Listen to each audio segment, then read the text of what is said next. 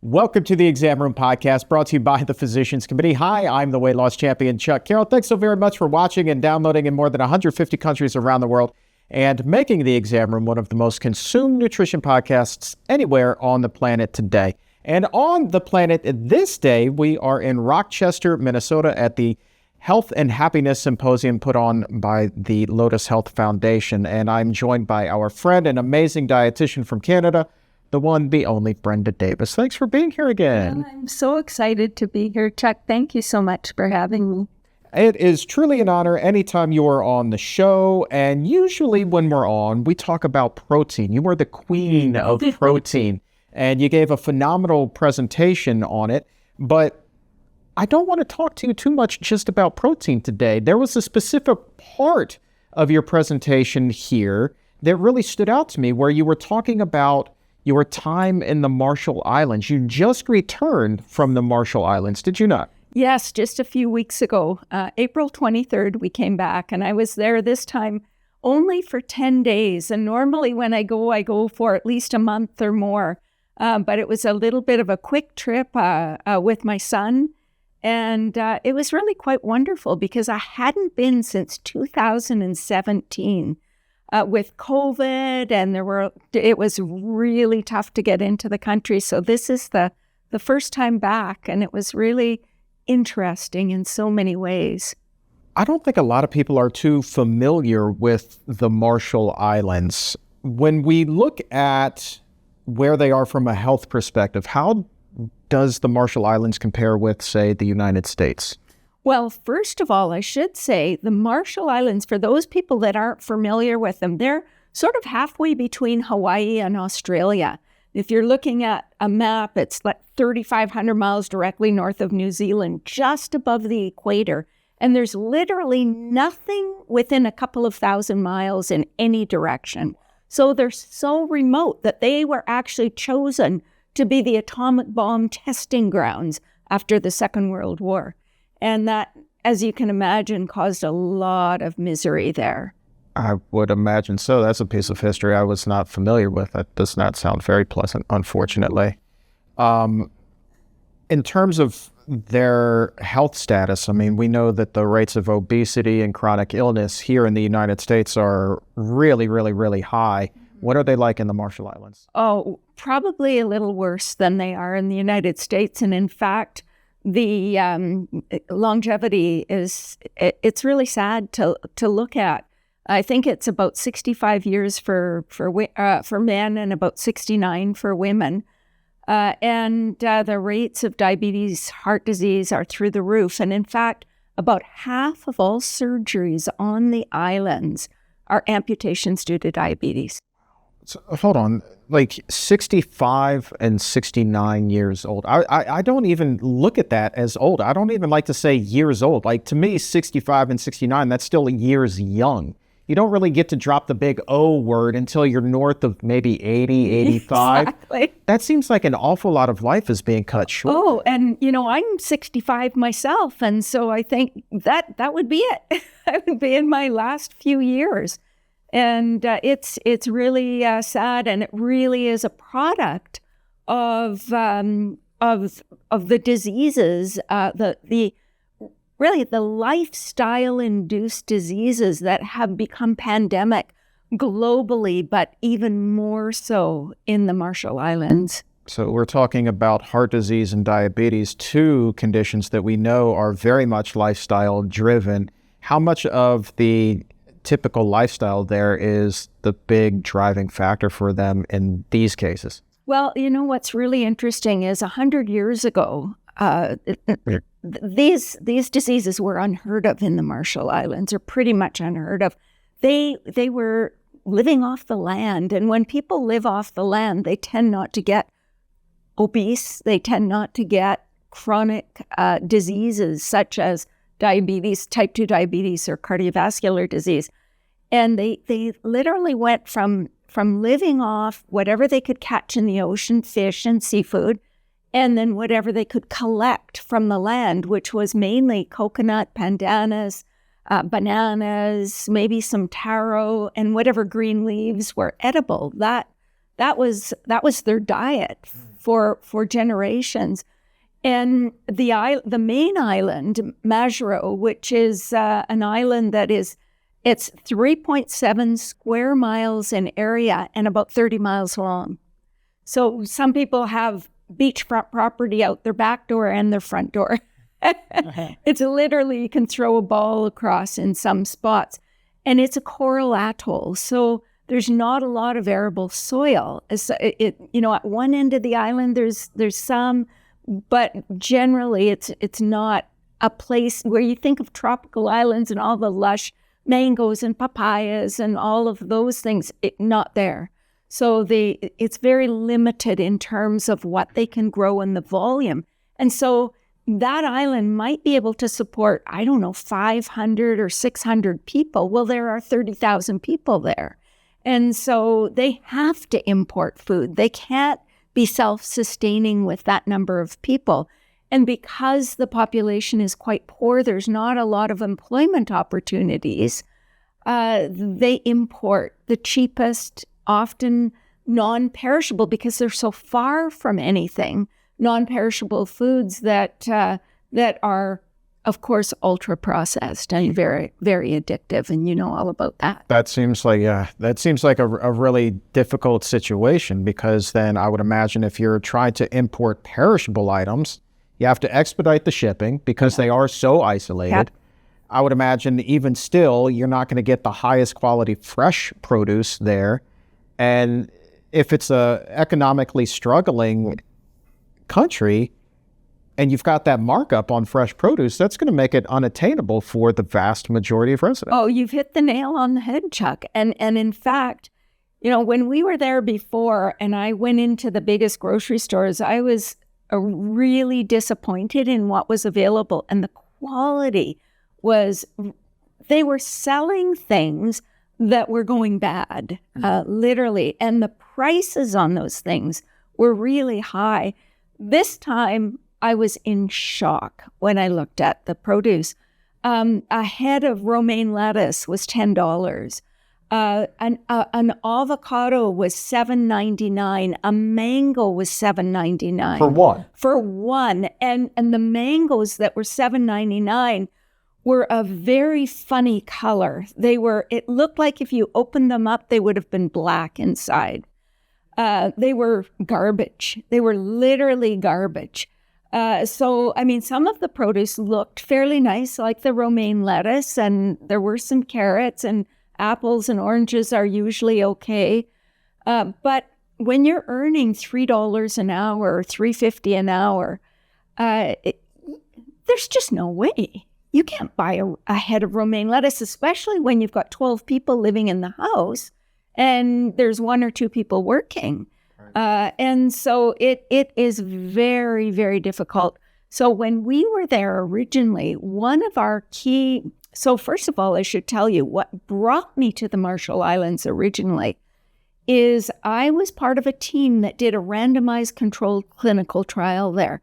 And the trial, essentially, we had 5 overlapping cohorts of people who were diagnosed with type 2 diabetes, and they were randomized into receiving usual care or receiving a fairly aggressive or intensive lifestyle medicine program. In our program, we had people we started at 2 weeks, increased for a month, where we would do intensive. They got 3 meals a day from the clinic. It was whole food, plant-based. It was exercise every day, walking. They would be with us for about 8 hours a day, getting instruction in every pillar of lifestyle medicine. And then after the month was finished, then they would be with us twice a week. So at first it was 4 times a week, and we would package their foods for the weekend. So the only foods they were supposed to eat was foods that were coming from the clinic. And then slowly they started to prepare their own food, and we would just have them a couple of times a week. And we did that for a period of 3 months. So pretty intensive lifestyle medicine for 3 months. And the results are being published this year. Oh, so, we've got. So okay. yeah. So we have the description of the intervention in a 2019 study. And now this year we're expecting, we've submitted the paper, and it looks like it's going to be accepted. So we're quite excited about that, and it will be published fairly shortly. So, are you able to tell us what journal it might be in?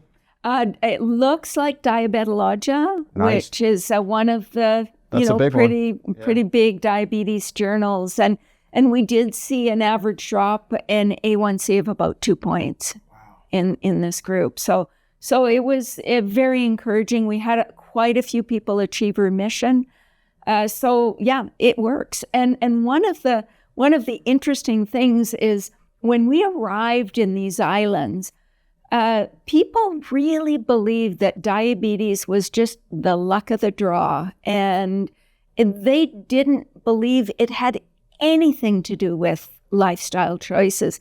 They thought it might be, the product of radiation from years ago that was still lingering and affecting their health, or just an act of God, or whatever. It was not on their radar, and they didn't believe that lifestyle changes would have an impact, and they were shocked. And to be honest, I was shocked at how fast the changes happen. So you put someone who's eating, and I'll explain to you what they are eating nowadays in a second, but you put them on a whole food plant-based diet and get them walking after meals and doing exercise every day, and within a week, it was unbelievable. We would see drops in blood sugar. Well, the average in 2 weeks was 75 milligrams per deciliter, but we would often see drops of 100 milligrams per deciliter in a week, which is really quite extraordinary.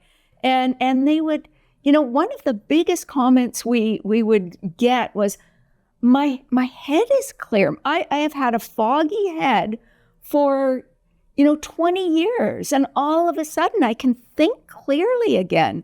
The pain in their joints. And the other thing is their diet, they would average probably 7 to 10 grams of fiber a day. And we had people in our first cohort who hadn't been to the bathroom in 2 weeks. So, and going once a week was actually quite typical. It wasn't unusual at all. And so one of the biggest questions that I would receive is, I'm going to the bathroom every day. Am I okay? Because they couldn't imagine being able, it felt good, but they thought maybe there was something wrong with them. Yeah. Wow. So this is quite a huge transformation in what they were eating. So let me tell you how their lifestyles changed. Please do. So when we first arrived, it cost 25 cents for a taxi, because, taxi rides were usually just $2 or $3 or 2 or 3 blocks. It was usually downtown, and nobody walked anywhere. Because if you walked, it was proof positive that you were too poor for the 25 cents for the taxi. So it's a status thing. So it was a status thing. And so when we went in, it was fighting an uphill battle of trying to get people to recognize the value of physical activity and of healthy food. But the diet consists of largely ultra-processed foods, and white rice. And so breakfast was often donuts and a cup of coffee for adults. For kids, it might be whatever fills your belly. So when you've lived off the land for so many generations, whatever fills your belly is going to be the kind of food you need. It'll be nutritious and it will sustain you. And they carried that forward, thinking, just if you fill your belly with enough food, you'll be good. And so I remember seeing children at 6 or 7 o'clock in the morning with, popsicle in one hand and a Pepsi in the other. And that would be breakfast. And so the idea, nutrition really wasn't well understood at all. And lunch was always white rice and meat, usually grilled chicken or some other meat.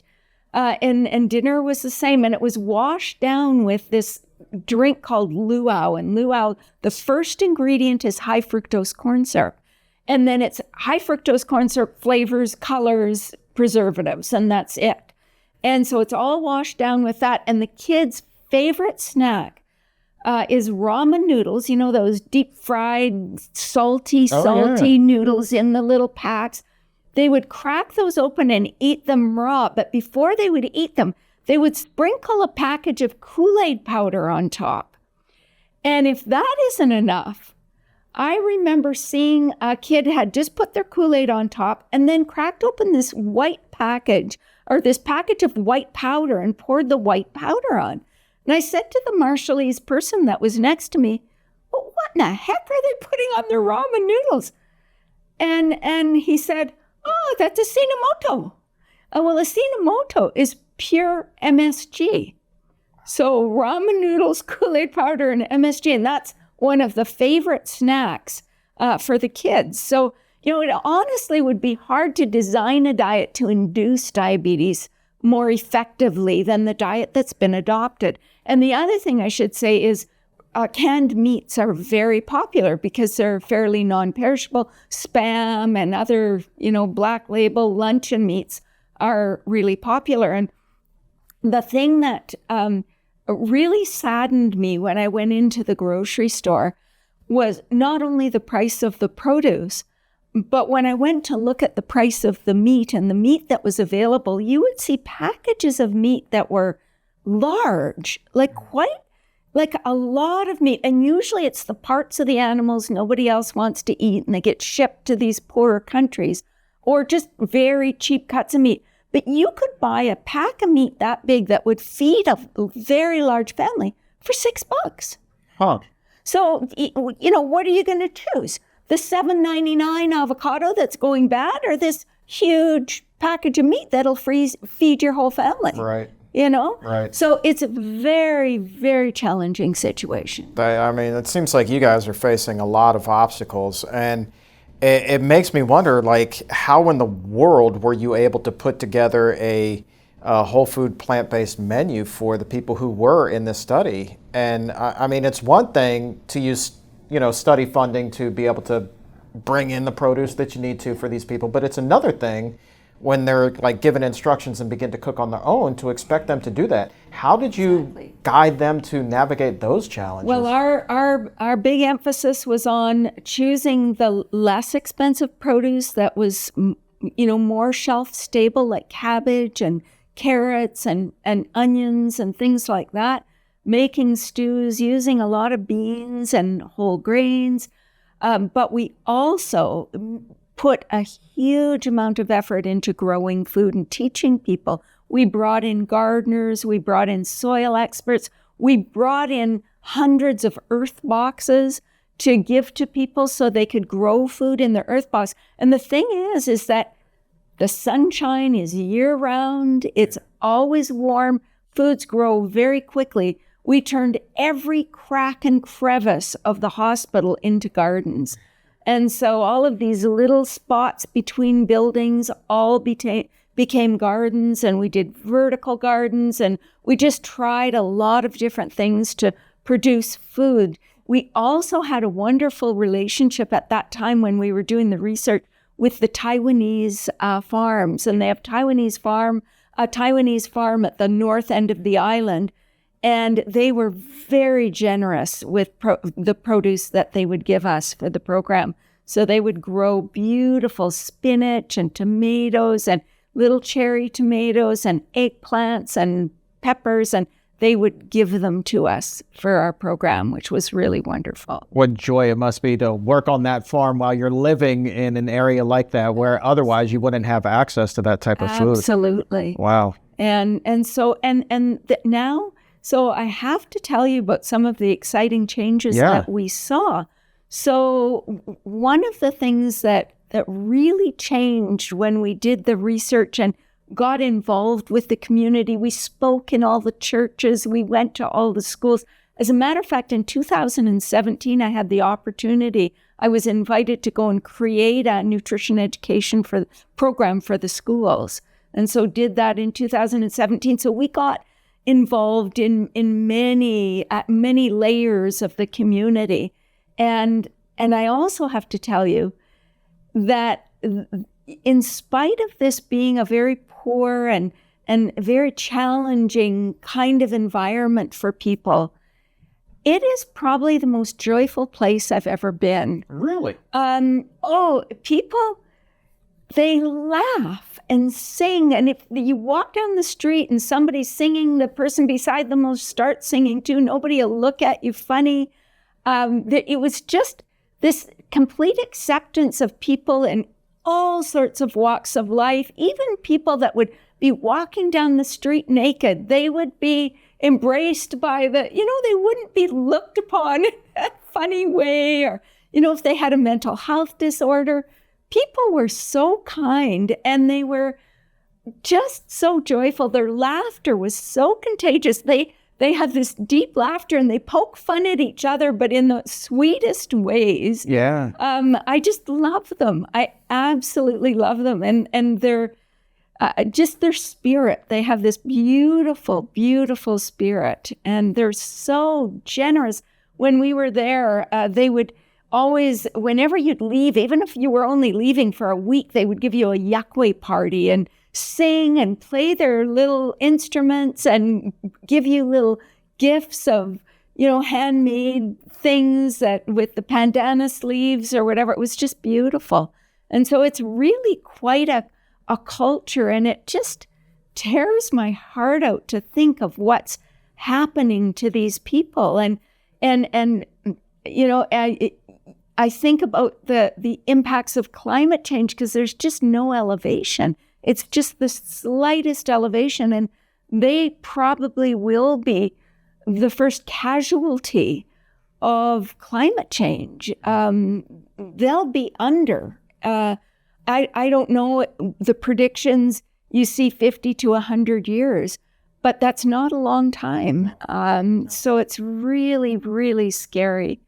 But yeah, so, going in and doing this program, some of the changes we saw was some of the restaurants started offering wellness center approved, items on their menus.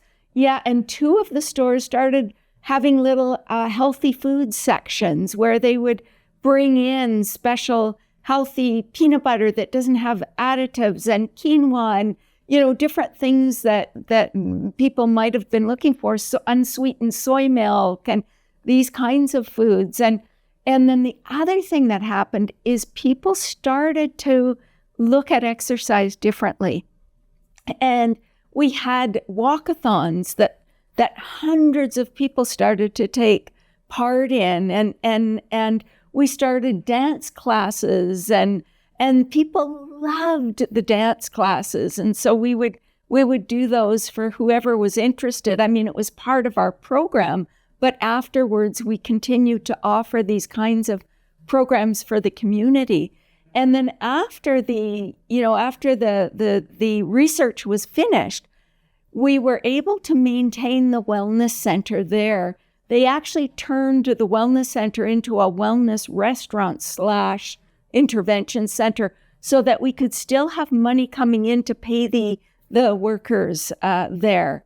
And so now for people that want to have a healthy meal at a reasonable cost, they can go still to the wellness center for that as well. That's tremendous. Do you think that the fact that they are just by and large a happy society kind of like bode well for the outcomes of the research there? Like they were ready and happy to embrace these healthy changes. Yeah. And so, to be honest with you, their food is so ingrained into their culture now, and they have a lot of, we talk about the blue zones, and one of the key aspects of the blue zones is the interconnectedness of these cultures. And the Marshall Islands, to me, is a world champion in that regard. But part of that for them is you see, a first birthday party, they'll have bins of meat, of processed meat, just huge bins, bin after bin after bin, and then a big bin of white rice. And it's hard for them to do it otherwise because produce is so expensive. And so it's been a real challenge to get change. We succeeded in getting sort of, if you will, the richer of the people in the population to shift a little bit. But for the poor people, it's really hard. And so for me, one of the biggest challenges is to get them eating beans. Beans are cheaper than meat. They're even cheaper than meat. If we could bring them in big bags and have people eat them like South Americans do or people from India do, that I think could be really transformational. Even if they continue to eat the white rice, if what's on top of that rice is beans, it will make a huge difference in the glycemic impact of that rice and that meal. And, and adding a few vegetables, some cabbage, some local, whatever they're growing, then that could work for them. And, it's interesting, when we went into the schools to do the education for the teachers, we always prepared a bean dish. And one of my favorite memories of that was this lady eating her little container of these beans and saying it was her first time eating beans in her life. She said, wow, she said, these beans taste as good as ice cream. And I thought, now that may be the best thing I've ever heard about the first time. Because, this is a culture where they really treasure their ice cream. Amazing.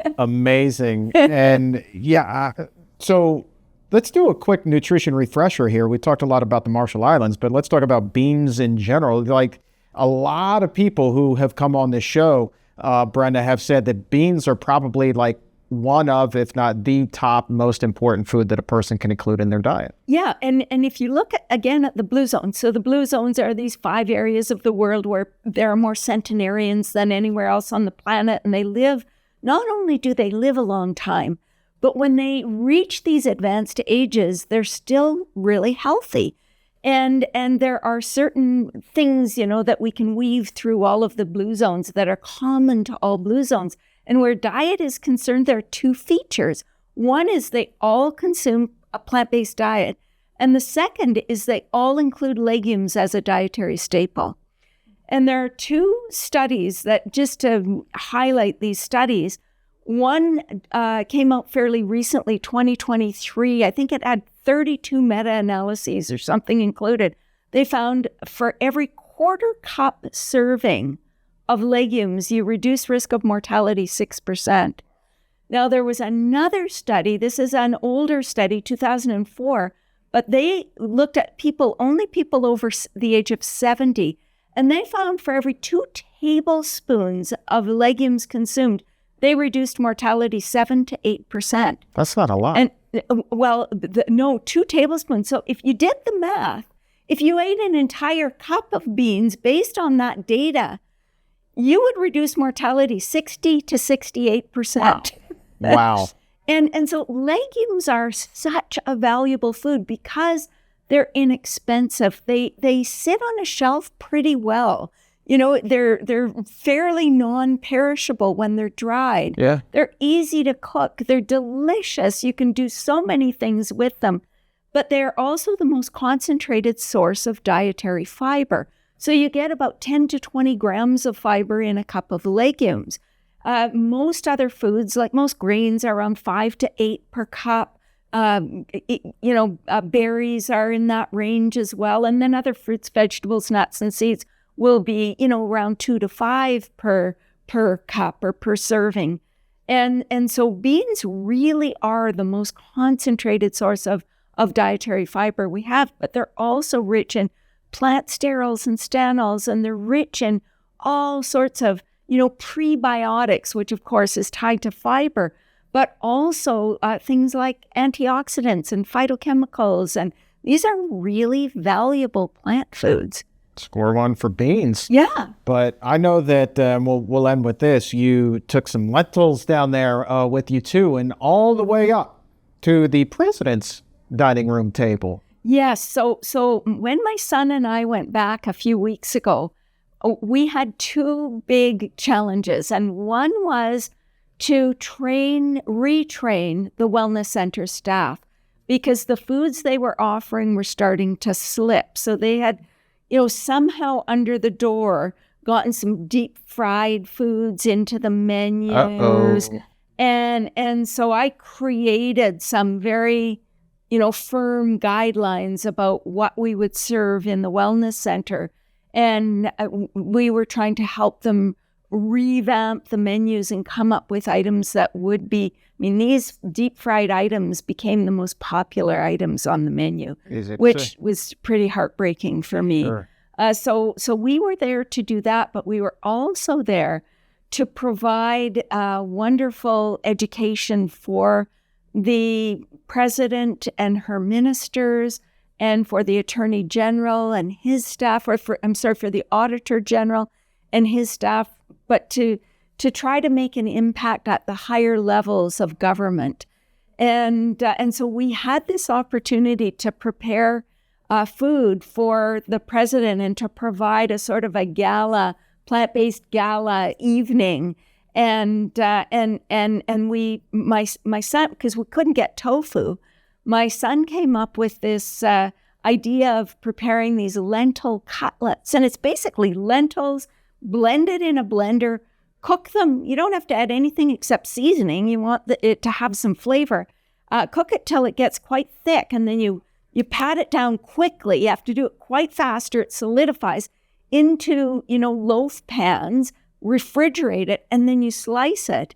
And then you can prepare these cutlets and serve them with mushroom gravy. And that was one of the main dishes that we provided for the evening with the president. And they loved them. So that was pretty fun. Rumor has it the president didn't even realize it was lentils initially, correct? Yeah.